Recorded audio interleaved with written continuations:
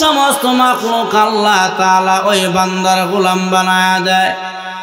তবে আল্লাহ ওয়ালা হইতে গেলে রে বাবা কিছু শর্ত শরাত আছে, কিছু আলামত আছে, কিছু গুণ অর্জন করতে হবে। লক্ষ্য করে দেখেন, একজন বিশ্ববিখ্যাত আল্লাহওয়ালা ছিলেন সুলতান ইবনে আদেল রহমাতুল্লাহি আলাইহি। এত বড় আল্লাহর ওলি ছিলেন, গুনিয়াতুত তালিবিল কিতাবের ভিতরে উল্লেখ করেছেন সুলতান ইবনে আদেল এত বড় আল্লাহর ওলি ছিলেন। উনি শেষ সময়ে আল্লাহকে পাওয়ার জন্য বাড়ি ঘর ছাড়িয়া, জায়গা জমি ছাড়িয়া পাহাড়ের জঙ্গলে চলে গেলেন আল্লাহকে আয়াতে আনার জন্য, আল্লাহর গোলামি করার জন্য, আল্লাহকে পাওয়ার জন্য বন জঙ্গলে চলে গেলেন। দুইটি সন্তান আর বিবিকে নিয়ে উনি বন জঙ্গলে চলে গেলেন। জঙ্গলায় যাইয়া মন ভরে মালিকের কদমে পড়ে থাকে, মন ভরে সাজদা লাগায়, মন ভরে রুকু করে, মন ভরে তাসবিহাতের আমল করে। আমল করতে করতে একদিন সুলতান ইবনে আদেল ওনার বিবিকে ডাক দিয়া বলেন, বিবি রে, এই যে বাড়িঘর সারিয়া শত শত মাইল দূরে পাহাড়ের মধ্যে আসলাম আল্লাহকে পাওয়ার জন্য, আমার গোষ্ঠীর লোকের নাই, আত্মীয় স্বজন কেউ নাই, শুধু আমার দুইটি ছোট বাচ্চা আর তুমি আর আমি, এই যে চারজন সদস্য পাহাড়ের চূড়ায় আসি। আরে বিবি, আমি যদি কথার কথা আজকে রাত্রে মারা যায়, আমার লাশটা কি করবা, কেমনে দাফন করবা, কাপড়ের কাপড় কোথায় থেকে আনবা, কে বা জানাজার নামাজ পড়াবে? কারণ এই জায়গা তো মানুষ নাই, শত শত মাইল দূরে মানুষের বাড়িঘর। আল্লাহর ওলি কথা বলার পরে বিবি বলেন, স্বামী আমার, আপনি বলিয়া দেন যদি রাত্রে মারা যান বা আমার আগে মারা যান আমি কি করব?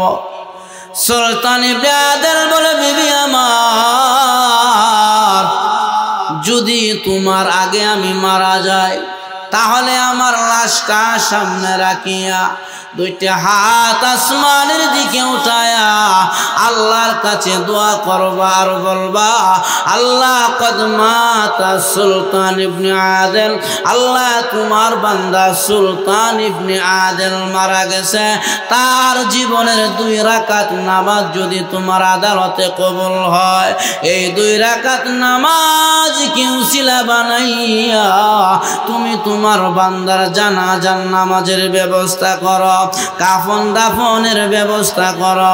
আল্লাহ মানুষের ব্যবস্থা করো। বিবিরে, আমি মরার পরে এই কথাটুকু বলতে পারবা কিনা? বিবি কয়, স্বামী গো, আপনি যদি আমার আগে মারা যান, আমি আপনার সামনে, আপনার লাশের সামনে এই কথাগুলো বলতে পারবো, অসুবিধা নাই। এই বলে দুইজন স্বামী স্ত্রী কথা বা কুতুবন করে 2 জন রাতের বেলা ঘুমায়া গেল। যখন নাকি ঘুমের ঘরে চলে গেল, আল্লাহর কি কুদরত, ওই আল্লাহর ওলির জন্য জীবনের শেষ ঘুম ঘুমায়া গেছে। অর্থাৎ বিবির সাথে কথা বলিয়া এই যে রাতের বেলা ঘুমায়া গেল, ওই ঘুমের মধ্যে সে দুনিয়া থেকে বিদায় হয়ে গেছে, আল্লাহর সান্নিধ্যে চলে গেছে। যখন নাকি তাহাজ্জুদের সময় হয়ে গেছে, বিবি মনে মনে বলে, কিরে, আমার স্বামী তো প্রতিদিন তাহাজ্জুদের নামাজ পড়িয়া জিকিরের মধ্যে মশগুল হয়ে যায়, আজ তাহাজ্জুদের সময় হয়ে গেল, কেন গো ঘুম থেকে উঠে না? আল্লাহর ওলির বিবি আস্তে আস্তে করিয়া স্বামীর কাছে যাইয়া স্বামীর শরীরের মধ্যে হাত দিয়া দেখে গো, স্বামী জীবনের জন্য, আজীবনের জন্য ঘুমায়া গেছে। স্বামী জীবনের জন্য ঘুমায়া গেল, মরণের ঘুম দিয়া দিছে। এবার বিবি দুইজন বাচ্চাকে বলে, বাচ্চারা ওঠো,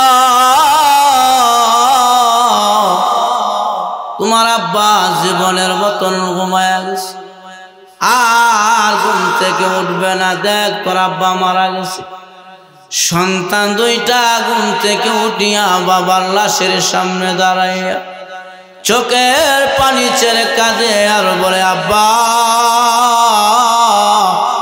প্রতিদিন আমাদের জন্য মজা আনতা, খাবার আনতা, আজ জীবনের ঘুম ঘুমায়া গেলা, কে আমাদেরকে আদর দিবে, ভালোবাসা দিবে? আব্বা কে আমাদেরকে মজা কিনে দিবে, কে আমাদেরকে দেখশন করবে? এই বলে বাচ্চা দুইটা বাবার লাশের সামনে দাঁড়াইয়া চোখের পানি ছেড়ে কান্নায় ভেঙ্গে পড়ে গেল। মা সন্তানগুলোকে বুঝায়, ছেলেরা রে কাঁদিস না, কান্না করলে মুর্দার কষ্ট হয়, কাঁদলে মরা মানুষের কষ্ট হয়, কাঁদিও না। এবার ওই সুলতান ইবনে আদেলের বিবি স্বামীর লাশের সামনে দাঁড়াইয়া ওসিয়ত অনুযায়ী দুইটা হাত উঠায়া দোয়া করেছে, আয় আল্লাহ, তোমার বান্দা সুলতান ইবনে আদেল দুনিয়া থেকে বিদায় হয়ে গেছে, প্রভু গো তার জীবনের 2 রাকাত নামাজ যদি তোমার আদালতে কবুল হয়, ওই 2 রাকাত নামাজকে উসিলা বানাইয়া তার জানাজার নামাজের ব্যবস্থা করো, কাফন দাফনের ব্যবস্থা করো। আয় আল্লাহ, কবর খনন করার জন্য মানুষের ব্যবস্থা করে দাও। এই বলে বিবি দোয়া করলেন। আর দুইটা বাচ্চাকে বলে, বাচ্চারা রে কাঁদিস না, যাও ওই যে দূরে বাড়িঘর দেখা যায়, ওই এলাকার মধ্যে যাইয়া এলাকার ইমাম সাহেবদের কাছে তোমার আব্বার ইন্তেকালের মেসেজটা পৌঁছায়া দাও, তারা যেন আসিয়া তোমার আব্বাকে গোসলের ব্যবস্থা করে, কাফন দাফনের ব্যবস্থা করে, কবর খনন করার ব্যবস্থা করে। এই বলে দুইটা বাচ্চাকে ওই মহিলা পাঠায়া দিলেন দূরে এলাকায়। বাচ্চা দুইটা হাঁটতে হাঁটতে এলাকায় চলে গেলেন। সন্ধ্যা হয়ে গেছে। সন্ধ্যাবেলা এলাকার ইমাম সাহেবদের কাছে গিয়া বলেন, ওগো এলাকার ইমামেরা, আমার আব্বা সুলতান ইবনে আদেল ওই যে দূরে পাহাড় দেখা যায়, ওই পাহাড়ের গুহায় মারা গেছে। ওখানে মানুষ নাই, বাড়িঘর বলতে কিছুই নাই, দোকানপাট নাই। আমার আব্বার লাশটা আপনারা গোসল করায়া দেন, আমার আব্বার জন্য কবর খনন করায়া দেন, আমার আব্বার জানাজার নামাজটা আপনারা পড়ায়া দেন। এই বলে ছেলে দুইটা ইমাম সাহেবদের কাছে গিয়া বললেন। ইমাম সাহেবরা বলে, বাচ্চারা রে, এখন তো রাত্র হয়ে গেছে, রাতের বেলা যাওয়া যাবে না, আমরা কথা দিলাম আগামীকাল সকালে তোমার আব্বার জানাজার নামাজ পড়াবো, গোসল করাবো, লাশকে কবরে রাখার জন্য কবর খনন করা হবে, তোমরা দুইজন চলে যাও।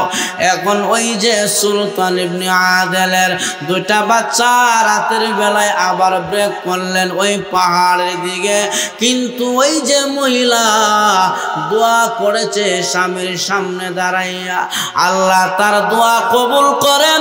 ওই জামানার আরেকজন বুজুর্গ ছিলেন, নাম তার জুনাইদ বাগদাদি রহমাতুল্লাহি আলাইহি। ওই জুনাইদ বাগদাদি বাগদাদ শহর থেকে প্রায় 2500 মাইল দূরে তাবলীগ করার জন্য দিনের দাওয়াত নিয়ে চলে গেলেন, দাওয়াতের কাজে চলে গেলেন। আমার আল্লাহ তাআলার কুদরতি ফেরেশতার মাধ্যমে জুনাইদ বাগদাদির কাছে সংবাদ পৌঁছায়া দিল। ফেরেশতা গিয়া জুনাইদ বাগদাদির কাছে বললেন, জুনাইদ রে, অমুক পাহাড়ের গুহায় আল্লাহর একজন ওলি মারা গেছে, মানুষ না নাই, আল্লাহর পক্ষ থেকে নির্দেশ হয়েছে আপনি যে কয়জন সাথী নিয়ে তাবলীগের কাজে আসছেন ওখান থেকে ওই পাহাড়ে যাইয়া আল্লাহর ওলির জন্য জানাজার নামাজের ব্যবস্থা করে।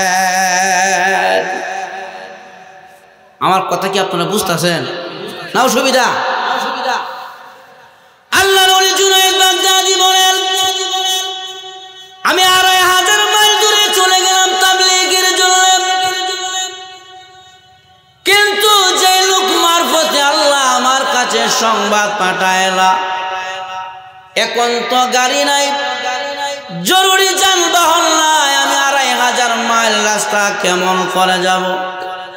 আল্লাহ তুমি যে ফেরেশতার মাধ্যমে আমার কাছে সংবাদ পাঠাইলা, ওই ফেরেশতার মাধ্যমে আমার জন্য একটা বাইপাস রাস্তার ব্যবস্থা করে দাও, যাতে করে আমি রাতারাতি ওই আল্লাহর ওলির ওই আল্লাহর ওলির লাশের কাছে যাইতে পারি, ওই আল্লাহর ওলি যে পাহাড়ে মারা গেছে ওই জায়গায় যাইতে পারি। আমার আল্লাহ কয় ফেরেশতারা রে, যেই ফেরেশতা জুনায়েদের কাছে গিয়েছিলে ও ফেরেশতা যাও, আমার বান্দা আমার বন্ধু সুলতান ইবনে আদম যেই পাহাড়ে মারা গেছে ওই পাহাড়ের এক মুষ্টি মাটি হাতে নিয়া জুনায়েদ বাগদাদীর কাছে গিয়া বলবা, জুনায়েদ রে এই মাটিটার মধ্যে সূরা ইয়াসিন তেলাওয়াত করিয়া তোমার ১২ জন সাথীকে বলবা সিজদায় পড়ে যাওয়ার জন্য। তারা সিজদায় পড়ে যাবে, আর তুমি জুনায়েদ ওই ইয়াসিন সূরা পড়িয়া মাটির মধ্যে ফুঁক দিয়া সিজদার হালতে মাটিগুলো তাদের মাথার উপরে ছিটায়া দিবা, একটা সিজদা দিবা, বাকি যা কিছু করার লাগে আমি আল্লাহ সব ব্যবস্থা করে দিব। এই বলে ফেরেশতার মাধ্যমে ওই জুনায়েদ বাগদাদীর কাছে ওই পাহাড়ের মাটিটা ফেরেশতা দিয়া বললেন, জুনায়েদ বাগদাদী এই মাটির মধ্যে সূরা ইয়াসিন তেলাওয়াত করিয়া ১২ জন সাথীকে সিজদার মধ্যে লুটায়া দেন, তাদের মাথার মধ্যে আপনি মাটিটা ছিটায়া দেন, সিজদায় পড়ে থাকবেন। এরপরে ৩ তাসবিহ পড়ার পরে যা কিছু করার আল্লাহ করবে। এই বলে ফেরেশতা মাটি দিয়া চলে আসছেন। এখন জুনায়েদ বাগদাদী বলেন, রে আমার ১২ জন সাথীরা, তোমরা সকলে সিজদার মধ্যে পড়ে যাও। সমস্ত সাথীরা সিজদায় পড়ে গেছে। জুনায়েদ বাগদাদী মাটির মধ্যে ফুঁক দিয়া মাটিটা তাদের মাথার মধ্যে ছিটাইয়া দিলেন। মাটি ছিটাইয়া জুনায়েদ নিজেও সিজদায় পড়ে গেল। ৩ বার সুবহানা রাব্বিয়াল আলা পরিমাণ সিজদায় ছিলেন। এরপরে মাথাটা উঠায়া দেখে এক সিজদার ভিতরে আমার আল্লাহ ২৫০০ মাইল রাস্তা তাদেরকে পার করে দিয়েছি। এক সিজদার ভিতরে ২৫০০ মাইল যে দূরে গিয়েছিল, এক সিজদার ভিতরে তাদেরকে ২৫০০ মাইল রাস্তা আল্লাহ তাআলা পার করে দিয়েছে। এখন মাথা উঠাইয়া এলাকার মধ্যে তাকায়া দেখে এলাকাটা তো মনে মনে বলে পরিচিত মনে হয়। জিজ্ঞাসা করলেন, ভাইজান এলাকার নাম কি? বলে এলাকার নাম ইয়ামান। ভাই এলাকার নাম কি? বলে ইয়ামান। জুনায়েদ বাগদাদী কয়, আমি তো ২৫০০ মাইল দূরে ছিলাম ইয়ামান থেকে, এখন ২৫০০ মাইল চলে আসলাম। এখন জুনায়েদ ১২ জন সাথী নিয়া ওই জান্নার ওলি পাহাড়ের গুহায় মারা গেল। ওই পাহাড়ের রাস্তা ধরেছে, হাঁটি হাঁটি পা পা করে ওই জান্নার ওলির যেই গুহায় মারা গেল পাহাড়ের ওই পাহাড়ের রাস্তা ধরেছে ১২ জন সাথী নিয়া। রাতের বেলা তারা অন্ধকারে পাহাড়ের দিকে রওনা হয়েছে। যখন নাকি পাহাড়ের কাছাকাছি চলে গেলেন, যত সামনে আগায় তাকায় দেখে পাহাড়ের মধ্যে একটা বাতি জলমল জলমল করে আলো দেয়। জুনায়েদ বাগদাদী বলেন, এটা কিসের আলো? সারাটা পার আলোকিত করে ফেলেছে। তাকায় দেখে দুইটা সন্তান বাবার পাশে বসা, বিবিটা স্বামীর পাশে বসে আছে, পুরাটা লাশ আলোকিত করে ফেলেছে। জুনায়েদ বাগদাদি কয়ে তারা এই আলো বাল্লায় কোথায় থেকে পাইল? আস্তে আস্তে করে যখন নাকি পাহাড়ের গুহায় গেলেন, মহিলাকে বললেন, মহিলা তুমি আড়ালে চলে যাও। জুনায়েদ বাগদাদি লাশটার কাছে গিয়া দেখে দুনিয়ার বিদ্যুতের লাইটের আলো নয়, চন্দ্রের আলো নয়, সূর্যের আলো নয়, এটা এমন একটা আলো, ওই আল্লাহর ওলির নেক আমলের আলোগুলো এমন ভাবে জ্বলতেছে যার আলোর মধ্যে আল্লাহর ওলির লাশটা পর্যন্ত দেখা যায়। আল্লাহর ওলি নেক আমলের আলো, আমল নেক আমল করলে এটার নূর আছে, নূর মানে আলো। এই আলোর কারণে পুরাটা পাহাড় আলোকিত হয়ে গেছে। জুনায়েদ বাগদাদি বলেন, সাথীরা আমার, দুইজন যাও বাঁশ কাটার জন্য, দুইজন যাও কবর খনন করার জন্য, দুইজন যাও লাশটা গোসল করাও। সাথীগুলোকে ভাগ করে দিলেন, সবাই যার যার কাজে ব্যস্ত হয়ে গেল। কেউ বাঁশ কাটতে গেল, কেউ কবর খনন করতে গেল, কেউ লাশটাকে গোসল করাইতে গেল, কেউ কাটিয়ে আনতে গেল। এখন আশেপাশে বাজার নাই, কাপড়ের কাপড় কোথায় থেকে নিয়ে আসবে? এখন লাশটা গোসল করাইয়া জুনায়েদ বাগদাদি উনার মাথার পাগড়িটা খুলিয়া বলে, আমি আমার মাথার পাগড়িটা আমার এই আল্লাহর বন্ধুর জন্য দিয়া দিলাম। যখন নাকি জুনায়েদ বাগদাদির মাথার পাগড়িটা ওই লাশের কাপড়ের জন্য খুলে দিলেন, 12 জন সাথী বলে, জুনায়েদ আপনি আমাদের আমির সাহেব, আপনি যেহেতু মাথার পাগড়ি খুলে দিলেন, আমাদের পাগড়িটা আমরা মাথায় রাখবো না, আমরাও খুলে দিলাম। জুনায়েদ বাগদাদি বলেন, সাথীরা রে, শরীয়তের মাসআলা হইল পুরুষের জন্য 3টি কাপনের কাপড়, সর্বোচ্চ 3টা পাগড়ি দ্বারা তার কাপন দেওয়া যাবে, এর চাইতে বেশি দেওয়া সম্ভব নয়। শরীয়তের বরখেলাপ করা যাবে না। এরে জুনায়েদ বাগদাদি উনার পাগড়ি সহ আরো 2 জনের পাগড়ি দিয়া, 3টা পাগড়ি দিয়া আল্লাহর ওলির কাপনের কাপড়ের ব্যবস্থা করলেন। আর বাকি পাগড়িগুলো বললেন রেখে দাও, যখন তাকে কবরে রাখবো তখন কলা পাতার বিনিময় তার কবরের মধ্যে আমরা পাগড়িগুলো বিছায়া দিব। আগে কাফনের কাফন নাই, মানুষ নাই, আগে কিছুই নাই, এখন কলা পাতার প্রয়োজন পড়ে না। এটা কার খেলা? আরো জোরে এখন। আল্লাহর ওলি জুনায়েদ বাগদাদি রাহমাতুল্লাহি আলাইহি এবার কাপড়ে কাপড় পরাইয়া লাশটা সামনে নিয়ে 12 জন সাথীকে বললেন, সাথীরা রে, আমার পিছনে কাতার বন্দি হয়ে দাঁড়াও, আমি তার জানাজার নামাজ পড়াবো। জানাজার নামাজের ইমামতির জায়গান যখন নাকি জুনায়েদ বাগদাদি দাঁড়াইলেন, দাঁড়ানোর পরে আল্লাহর ওলি জুনায়েদ বাগদাদি যখন নাকি জানাজার নামাজের ইমামতির জায়গায় দাঁড়াইয়া এইভাবে হাত উঠাইছে, আল্লাহু আকবার বলে তাকবীর দিয়া জানাজার নামাজ শুরু করবে। এমন সময় পিছন দিক থেকে একজন আগন্তুক আসিয়া জুনায়েদের হাতের মধ্যে কপ করে ধরে ফেললেন। জুনায়েদ, তুমি জানাজার নামাজের ইমামতি করিও না। জুনায়েদ রে, মনে কিছু নিও না, তুমি পিছনে যাও। আর জুনায়েদের হাতে একটা চামড়ার ব্যাগ দিয়ে দিলেন, এরে জুনায়েদ ব্যাগটা নাও, পিছনে যাও। আমি বড় ব্যস্ত মানুষ, বড় ব্যস্ত মানুষ, এরপর আমি এই জায়গায় চলে আসছি জুনায়েদ। জুনাইদ মনে কিছু নিও না। জুনাইদ বাগদাদি পিছে গেল।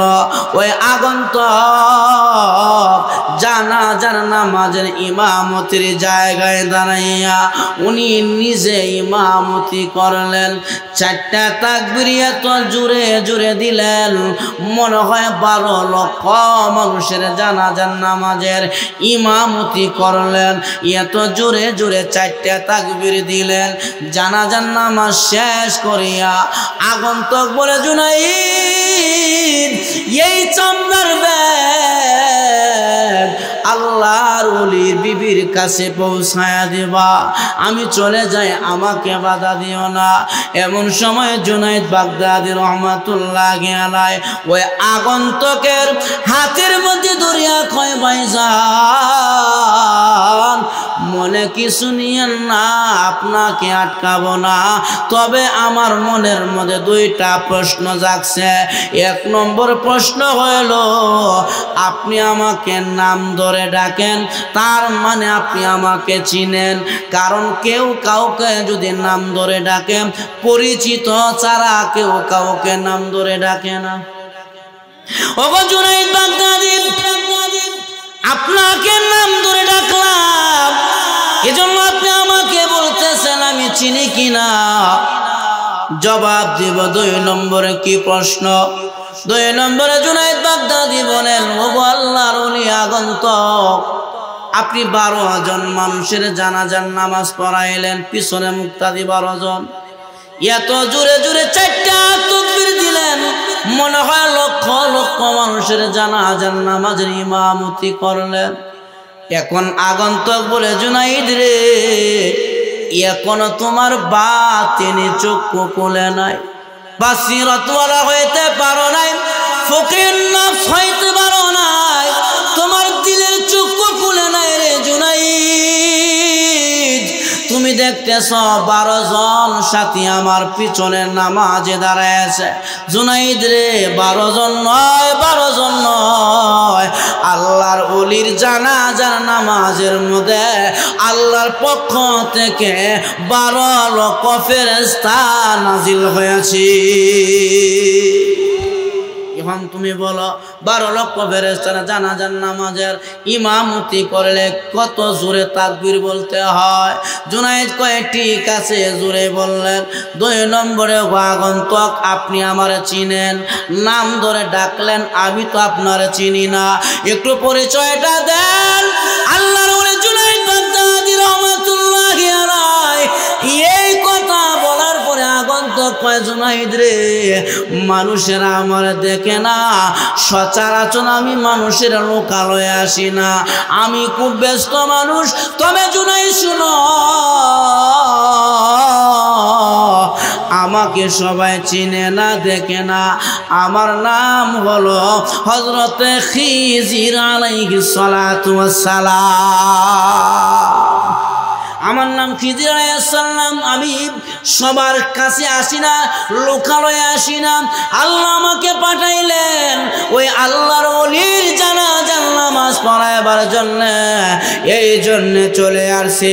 তবে জুনাইদ রে, আমি ব্যস্ত মানুষ, চলে যায়। এই যে চামড়ার ব্যাগটা তোমাকে দিয়া গেলাম, এই ব্যাগের মধ্যে কিছু রুপি আছে, দিনার দিরহাম আছে।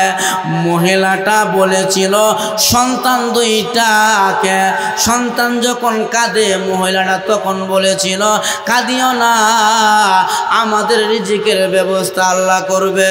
হুয়া মাওলা কুম ফানিয়ামাল মাওলা ওয়া নিয়ামান নাসির, আল্লাহ আমাদের জন্য সাহায্য করার জন্য যথেষ্ট। এই বলে সন্তানগুলোকে মা বুঝ দিয়েছিল। এজন্য আল্লাহর পক্ষ থেকে এই ব্যাগের ব্যবস্থা। ব্যাগের মধ্যে কিছু রুপি আছে। আপনি জুনাইদ ওই আল্লাহর ওলির বিবির কাছে গিয়া ব্যাগটা দিয়া বলবেন, মাটিতে যেন না ডালে, হাতে যেন না গনে, ওখান থেকে বিসমিল্লাহ বলে টাকাগুলো বের করবে আর সন্তানের জন্য খরচ করবে, কিয়ামত পর্যন্ত খরচ করবি, এরপরে ওই ব্যাগের টাকা কমবে না। আল্লাহর ওলি এত বড় আল্লাহর ওলি ছিলেন হযরত সুলতান ইবনে আদেল। এখন জুনাইদ বাগদাদী রহমাতুল্লাহি আলাইহি আগন্তুক খিজর আলাইহিস সালামকে ছেড়ে দিলেন, আর তার ওই সুলতান ইবনে আদেলের লাশটাকে 12 জন সাথী মিলিয়া কাফন দাফন পড়ায়া এখন জুনাইদ বাগদাদী এবার ওই সুলতান ইবনে আদেলের বিবির কাছে গেলেন, গিয়া বলেন, মাগো একটু আপনি পরিষ্কার করে বলেন আপনার স্বামীর জীবনের কি গুণ ছিল? এই গুণগুলো এখন আমি বলতেছি, এগুলো আমাদের আমল করার জন্য।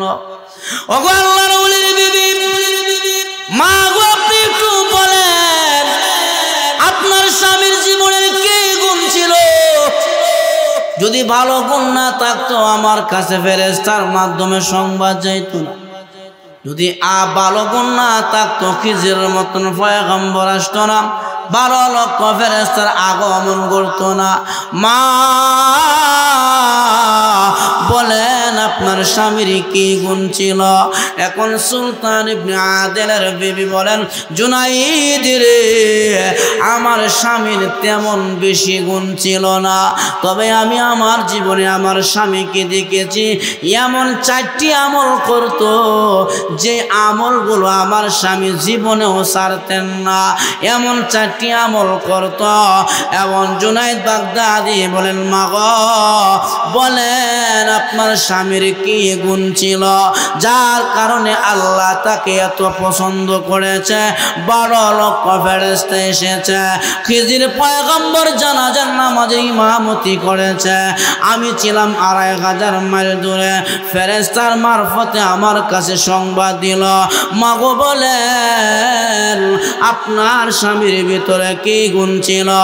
এখন জুনাইদ বাগদাদীর কাছে ওই সুলতান ইবনে আদেলের বিবি বলেন, ওরে জুনাইদ, আমার জীবনে আমি দেখেছি আমার স্বামী কোনোদিন ফরজ নামাজ কাজা করে নাই। 1 নম্বরে গুণ ছিল আমার স্বামী জীবনে কোনোদিন ফরজ নামাজ কাজা করে নাই। তাহলে বোঝা গেল ওলি হইতে গেলে নামাজ লাগবে। আর জোরে এখন নামাজ নাই যত কারামতি দেখাও, ওলি না পরিবর্তে ভণ্ড। নামাজ নাই আমার মধ্যে আল্লাহ বলা হওয়া সম্ভব নয়। আল্লাহ বলা হইতে গেলে 1 নম্বরে আমল লাগবে নামাজ। আমার নবীর চাইতে বড় বলে, আমার নবীর চাইতে বড় পয়গম্বর আল্লাহর জমিনে কেউ ছিল না, কিন্তু নবীজির জীবনে নামাজ কাজা। আর এখন নামাজ কাজা করে নাই, এজন্য ওলি হইতে গেলে 1 নম্বরে নামাজ লাগবে। আল্লাহর ওলির বিবি কয়, ওরে জুনাইদ, আমার স্বামী জীবনে ফরজ নামাজ কাজা করে নাই, আমি জীবনেও দেখি নাই নামাজ কাজা করতে।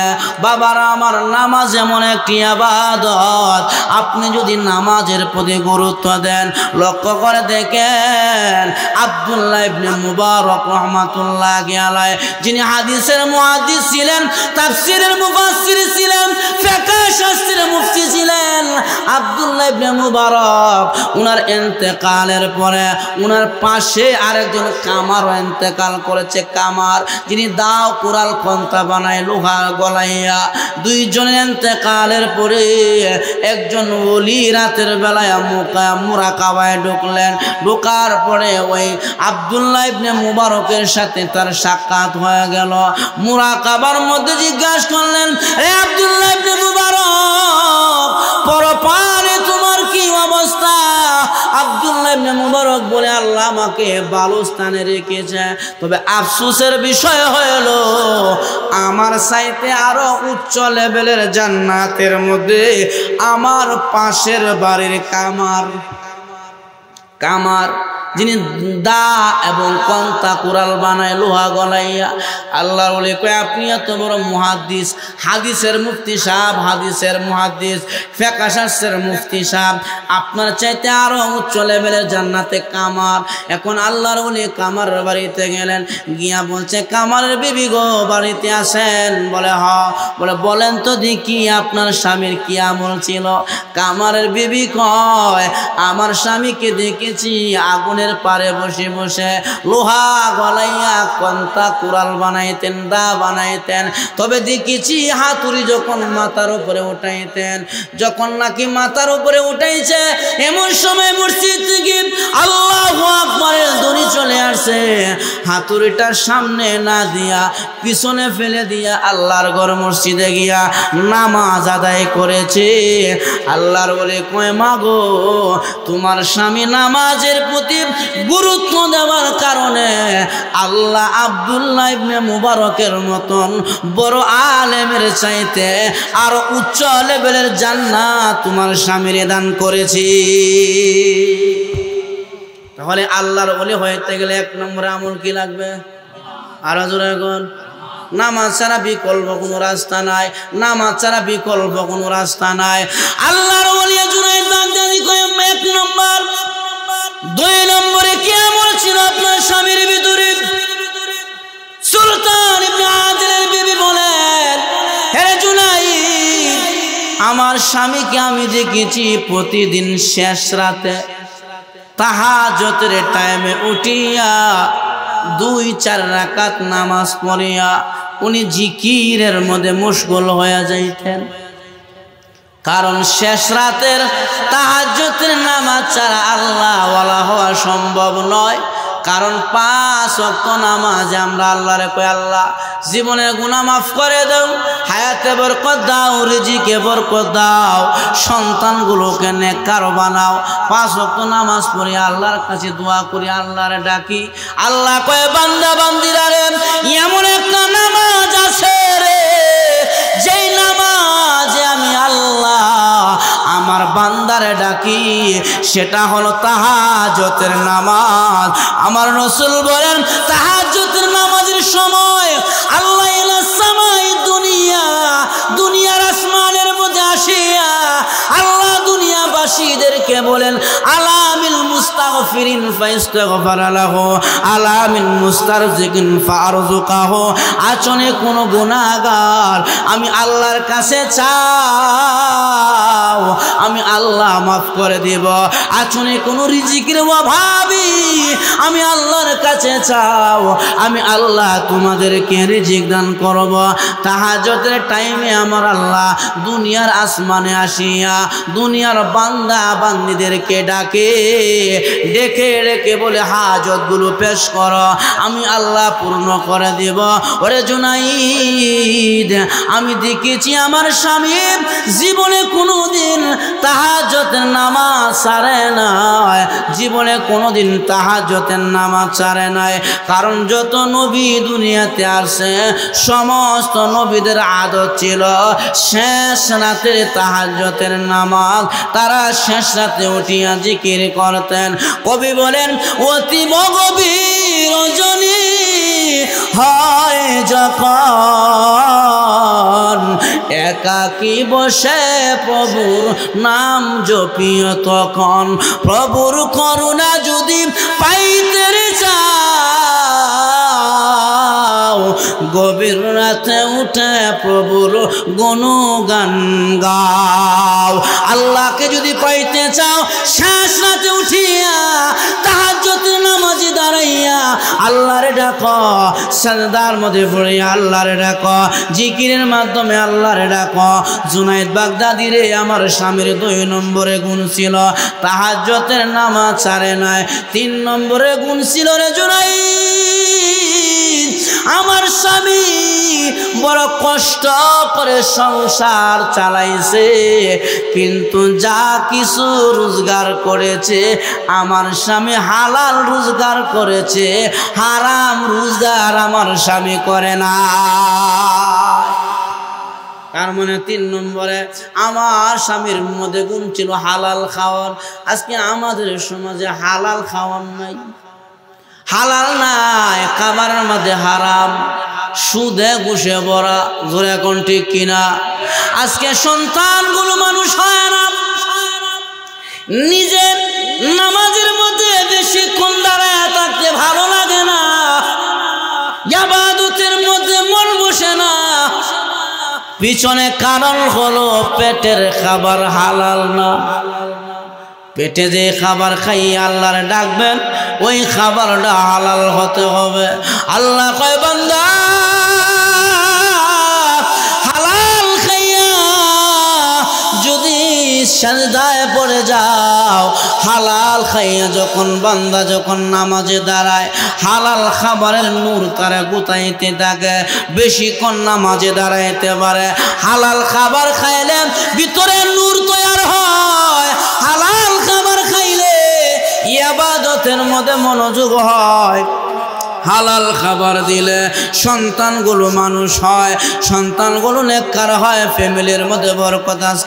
আজকে আমাদের হালাল নাই, আমরা টাকাগুলো নিয়ে আসি সুদে, টাকাগুলো নিয়ে আসি ঘুষে, যার মধ্যে হারাম ঢুকানো, যার মধ্যে হারাম ঢুকানো। এজন্য হারাম খানা খাইয়া ইবাদতের মধ্যেও মন বসে না, সন্তানগুলো মানুষ হয় না। এজন্য হালাল খাবার খাইতে হবে। আল্লাহ রাসূল বলেছেন ইবাদতের পরে তলাবুল কাসবুল হালাল বাদাল ফরিদ। আল্লাহর নবী বলেন নামাজ যেমন ফরজ, বান্দারে হালাল রিজিক তলব করা তোমার জন্য ফরজ। নামাজ যেমন ফরজ, হালাল রিজিক তলব করা এটা তোমার জন্য ফরজ। ফান্তাশিরু ফিল আরদ, আল্লাহ কোরআনে বলছেন নামাজ শেষ জমিনের মধ্যে লুটাইয়া পড়ো। আল্লাহ কথা কয় নাই জোহর থেকে নিয়ে আসর পর্যন্ত মুসিবত খালি লা ইলাহা ইল্লাল্লাহ জরব মারো, এই কথা আল্লাহ বললেন। আল্লাহ বলছে ফরজ নামাজ শেষ, ফান্তাশিরু ফিল আরদ, জমিনে ছড়াইয়া পড়ো। তলাবু কাসবুল হালাল বাদাল ফরিদ, যখন নামাজ ফরজ শেষ তখন তোমার জন্য আরেকটি ফরজ হলো তুমি হালাল রিজিক তালাশ করে করে বের করে অর্জন করো। হালাল রিজিক তলব করা এটাও তোমার জন্য ফরজ, কারণ হালাল রিজিক খায় না খাইলে ভিতরে নূর তৈরি হয়। হালাল রিজিক ভিতরে গেলে ওই হালাল খাবার দ্বারা ইবাদত করলে ইবাদত তাড়াতাড়ি আল্লাহর আদালতে কবুল হয়। ফিকহ কিতাবের মধ্যে আসছে যতজন ইমাম আবু হানিফা, শাফি, আহমদ ইবনে হাম্বল, ইমাম আবু হানিফা আল্লাহরে 100 বার স্বপ্নে দেখেছে, আল্লাহর সাথে তার সাক্ষাৎ হয়েছে। কিতাবের মধ্যে আসছে এটার পিছনে কারণ ছিল ইমাম আবু হানিফার পেটের মধ্যে এক লুকমাও খাবার হারাম যায় নাই। জীবনে যা খেয়েছেন অল্প খেয়েছেন, তবে হালাল খেয়েছেন। হালাল খাওয়ার বরকতে আল্লাহর তার দর্শন হয়েছে, স্বপ্ন যুগে আল্লাহ তার সাথে সাক্ষাৎ করেছেন 99 থেকে 100 বার। এজন্য হালাল খাবার খাইতে হবে। আজকে আমাদের খাবারগুলো হারাম, হারাম খাবার খাইয়া আমরা কোনো কিছুই করতে পারি না। হালাল খাবার খাইলে আমাদের মধ্যে অগ্রতা চলে আসে। আরে ভাই, নামাজি ব্যক্তিও হারাম খাবার খাইয়া সন্ত্রাসী করে, নামাজি ব্যক্তিও হারাম খাবার খাইয়া বিভিন্নভাবে বিভিন্ন গুনার কাজে লিপ্ত হয়, আছে না নাই? নামাজ পড়ে এর ঘরে মারামারি করে, নামাজ পড়ে এর ঘরে কাটাকাটি করে, তবলিগের মধ্যে নাম লেখায় এর ঘরে মারামারি করে, তবলিগ চিল্লা দেয় এর ঘরে অস্ত্র হাতে নিয়ে দৌড়াদৌড়ি করে, আছে না নাই? কথা কয় না গা? সমস্যা হলো হালাল খাবার ভিতরে নেই, হালাল খাবার নাই। নামাজ পড়লে হবে না, হালাল খাবার খাইতে হবে, তাহলে ভিতরে নূর পয়দা হবে, ভিতরে নূর তৈরি হবে, আল্লাহর মারফত অর্জন। এই জন্য আমার মায়েরা জুনাইদ বাগদাদীকে বলে, জুনাইদ, আমার স্বামী জীবনে হারাম খাবার স্পর্শ করে নাই, হারাম খাবার আমার স্বামী খায় নাই, দেয় নাই, কারণে আমার স্বামী আল্লাহওয়ালা। এটা হলো আমার স্বামীর 3 নম্বরের গুণ। 4 নম্বরের গুণ হলো রে জুনাইদ,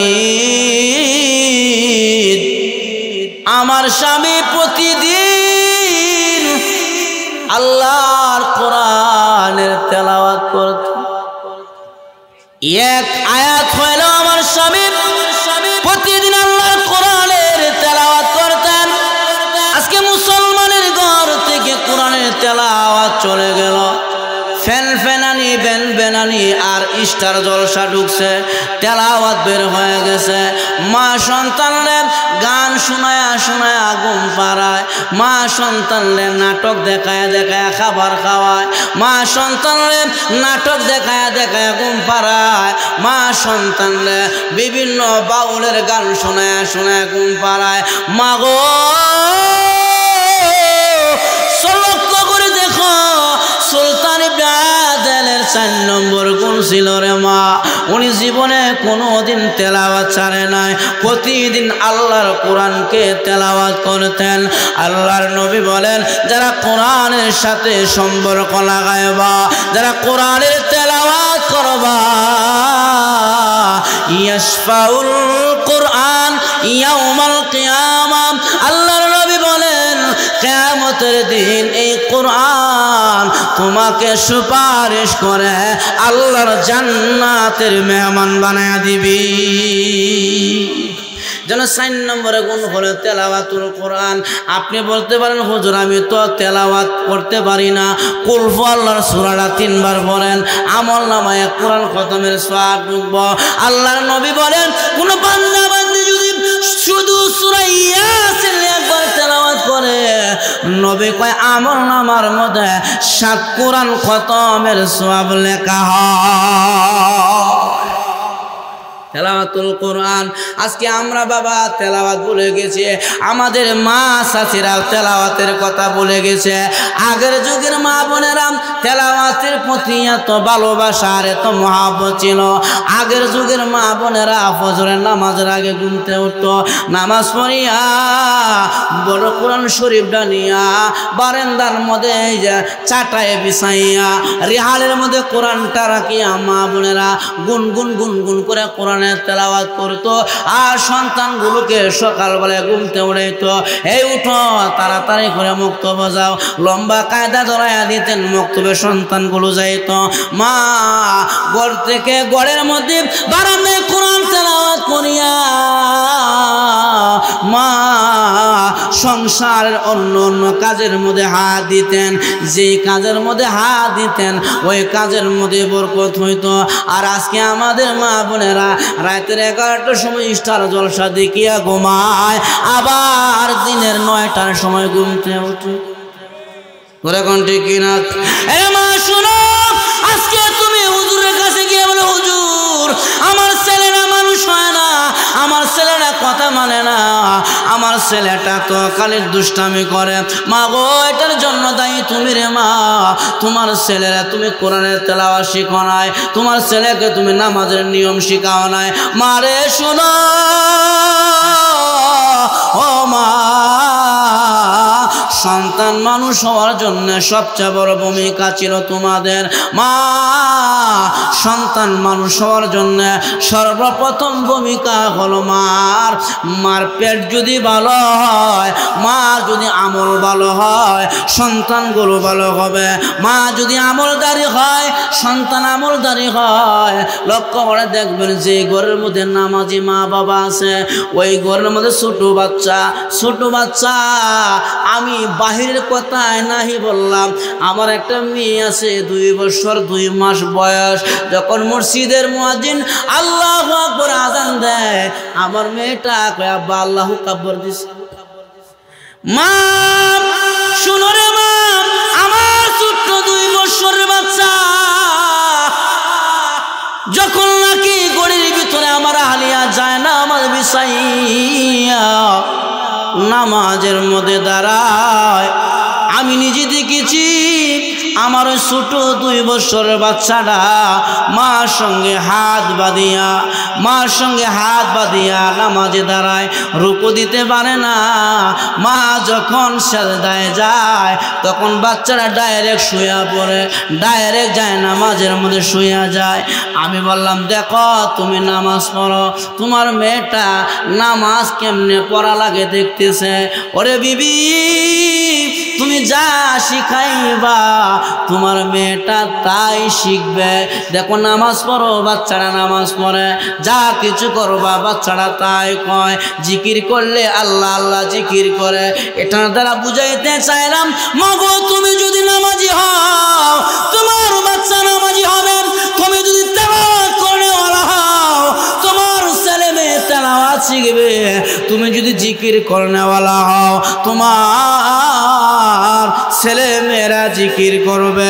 এজন্য সন্তানকে নেককার বানানোর জন্য প্রথম ভূমিকা হলো ঘরের মায়ের। জন্য আল্লাহর ওলি জুনায়েদ বাগদাদি বলেন, 4 নম্বরে গুণ ছিল ওই সুলতান ইবনে আদিল রহমাতুল্লাহি আলাইহির 4 নম্বরে গুণ ছিল তেলাওয়াতুল কোরআন। তাহলে আমার বাবারা, ও যুবক ভাইয়েরা, এই যে মাহফিল দিলেন, যদি মাহফিল থেকে কোনো আমল বাড়িতে না নিয়ে যাইতে পারেন, মাহফিল ব্যর্থ হয়ে যাবে। তাহলে এত বড় আল্লাহর ওলি হয়েছে, তার মধ্যে আমল ছিল কয়টা? আরো জোরে এখন। এমন আল্লাহওয়ালা আমরা হইতে চাই কি চাই না? আরো জোরে এখন। তাহলে 1 নম্বরে হলো নামাজ। বাবারে, জীবনে জীবন দিয়া দিবেন, নামাজ ছাড়বেন না। জীবন যাবে, নামাজ ছাড়বেন না। 2 নম্বরে হইল রে বাবা, যদিও কষ্ট হয় অন্তত সপ্তাহ 2-1 দিন একটু শেষ রাতে উঠিয়া আল্লাহর ডাকাডাকি করেন।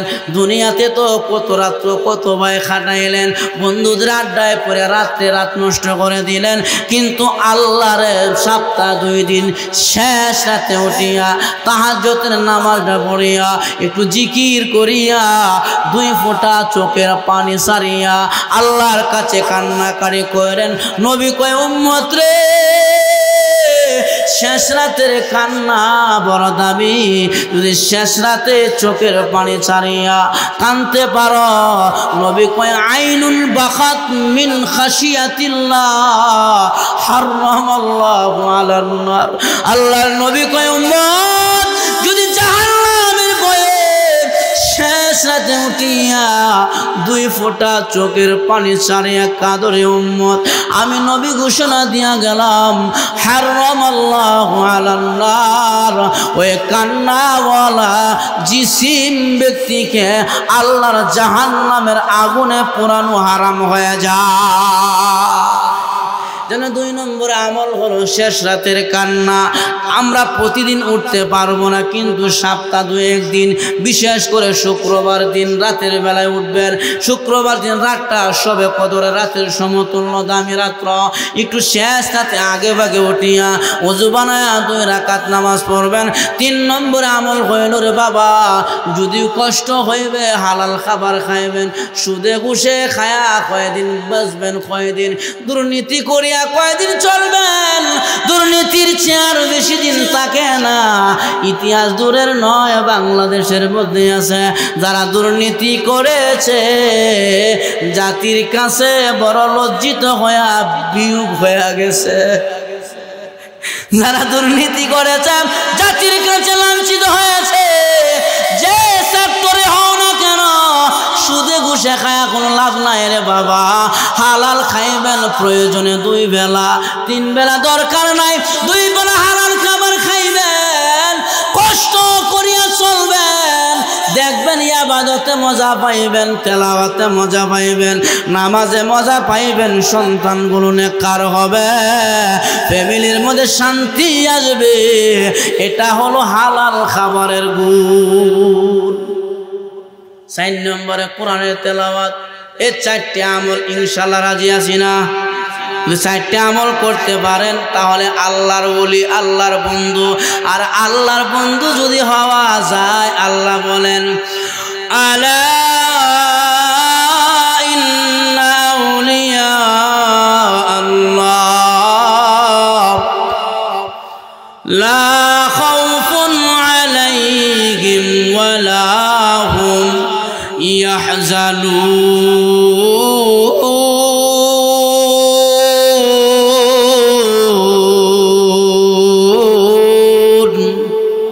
আল্লাহ বলেন, যারা আল্লাহর বন্ধু হবে, আল্লাহর ওলি হবে, লা খাউফুন আলাইহিম ওয়ালা হুম ইয়াহজানুন। দুনিয়াতে এদের কোনো ভয় নাই, আর পরকালে তাদের কোনো চিন্তা নাই। তাহলে আমরা দুনিয়াতেও ভয় মুক্ত হইতে চাই, পরকালেও টেনশন মুক্ত হইতে চাই। শর্ত হলো আল্লাহর বন্ধু হইতে হবে, আল্লাহর খাঁটি পিয়ারা বান্দা হইতে হবে। আর আল্লাহর ওলি হইতে গেলে 4টি আমল লাগবে। তার মধ্যে 1 নম্বর আমল হলো 5 ওয়াক্তের নামাজ। 2 নম্বর হলো আপনার তাহাজ্জুদের নামাজ। 3 নম্বর হলো হালাল খাবার পেটে ঢুকানো।